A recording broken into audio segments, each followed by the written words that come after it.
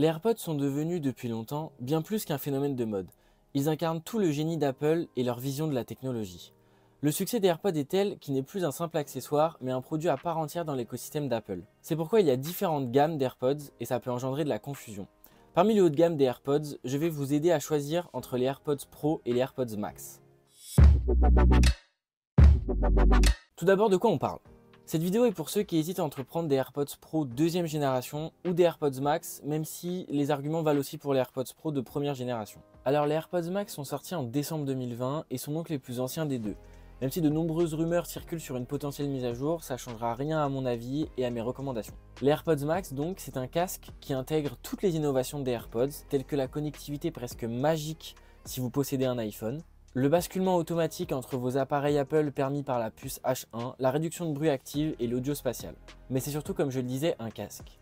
Un casque avec un son d'une fidélité incroyable et des matériaux nobles.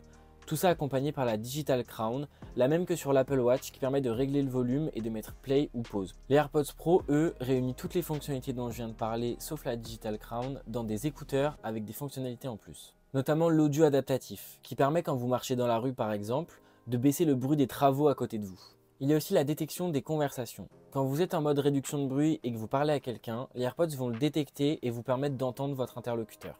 Les AirPods Pro, dû au fait que ce soit des écouteurs et non un casque, sont aussi plus pratiques à transporter au quotidien. Ils embarquent aussi des commandes tactiles au niveau des tiges et ils sont résistants à l'eau, à la transpiration et à la poussière. Si tout ce que je viens de vous dire ne vous a pas décidé, alors laissez-moi vous parler du prix. Les AirPods Max sont proposés sur le site d'Apple à 579 € contre 279 pour les AirPods Pro. C'est 300 € de différence. Les AirPods Max sont un produit de luxe, de vrai luxe. Le luxe superflu, qui n'est pas rationnel. Ils ne répondent à aucune problématique. C'est une œuvre d'art magnifique à observer mais qui n'a pas forcément de sens à être possédée. Je veux pour preuve que la Smart Case, qui est une housse vendue avec, ne sert pas à le protéger mais à l'habiller.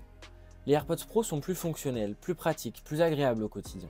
Je ne parle pas beaucoup et je ne parlerai pas beaucoup du prix des produits dans mes vidéos. Parce que si tout n'était qu'une question de prix, alors les produits haut de gamme et même l'art n'auraient aucune raison d'exister. Mais après tout ce qu'on vient de voir, je ne peux pas vous recommander les AirPods Max qui sont 300 € plus chers que les AirPods Pro. En conclusion, je voudrais vous parler de mon expérience personnelle. Je possède les deux et pour être honnête, j'utilise pas énormément mes AirPods Max, alors qu'à contrario, j'utilise mes AirPods Pro tous les jours.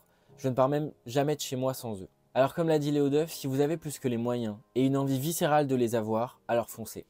Sinon, prenez les AirPods Pro, vous ne le regretterez pas.